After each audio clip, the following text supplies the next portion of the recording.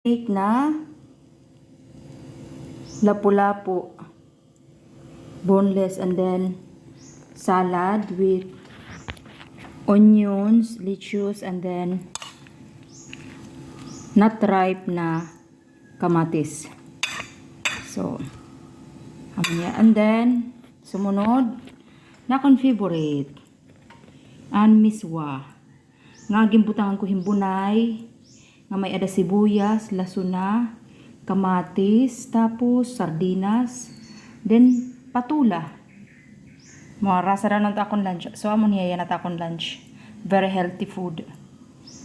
Waray langani, waray laluwat kanon. So pero okay laya kay maibus ko man niya usa nga ka kuan usa ka tawag ini usa ka pan nga miswa. So thank you for watching. Adio. Amon niya at akong lunch. So bye-bye.